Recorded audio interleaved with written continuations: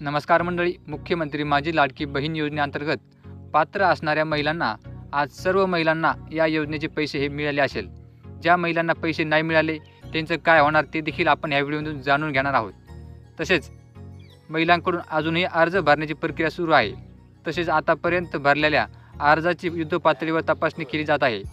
महिलांच्या अर्जाची छाननी करून संबंधित महिला पात्र आहे की नाही हे ठरवले जात आहे. 31 जुलैपर्यंत अर्ज केलेल्या अनेक पात्र महिलांच्या बँक खात्यामध्ये सरकारने 3,000 रुपये टाकले आहेत. अजूनही 17 ऑगस्टपर्यंत महिलांना या योजनेतील सन्मान निधी मिळणार आहे. या राज्य सरकारने दिलेल्या माहितीनुसार आतापर्यंत 80 लाख महिलांच्या बँक खात्यात लाडकी बहीण योजनेअंतर्गत दिला जाणारा सन्मान निधी वितरित केला आहे.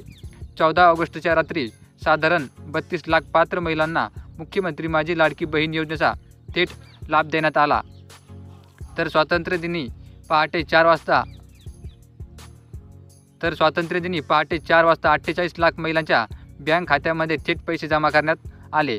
म्हणजे सरकारने आतापर्यंत एकूण 80 लाख पात्र महिलांना या योजनेअंतर्गत पैसे पुरवले आहेत. तर शुक्रवारी 16,35,000 भगिनींच्या खात्यामध्ये 3,000 रुपयेचा लाभ जमा करण्यात आला आहे. या योजनेसाठी अर्ज करण्याची अंतिम मुदत 31 ऑगस्ट असल्याचे सांगितले जात होते. त्यामुळे 31 ऑगस्टपर्यंत अर्ज न करू शकणाऱ्या महिलांचे काय होणार असा प्रश्न विचारला जात आहे. यावरच आता महिला आणि बालविकास मंत्री आदिती तटकरे यांनी स्पष्टीकरण दिले असून मुख्यमंत्री माझी लाडकी बहीण योजनेसाठी 31 ऑगस्टपर्यंतची मुदत ही अंतिम नाही. या योजनेसाठी अर्जाची प्रक्रिया ही निरंतर चालू राहणार आहे. त्यामुळे 31 ऑगस्टनंतर ज्या महिला अर्ज करतील त्यांचेही अर्ज ग्राह्य धरण्यात येतील आणि त्यांचा जो निधी आहे तो पुढच्या महिन्यामध्ये या 3 महिन्याचा मिळून एखाद्याच 4,500 रुपये हा जमा करण्यात येईल असे देखील सांगण्यात आलेले आहे. तर ही माहिती तुम्हाला कशी वाटली हे कमेंट करून आम्हाला नक्की कळवा. अशीच माहितीपूर्ण व्हिडिओ आणि सरकारी योजनेसंदर्भाच्या नवनवीन अपडेटसाठी आपलं यूट्यूब चॅनल आता सबस्क्राईब करून ठेवायचं आहे.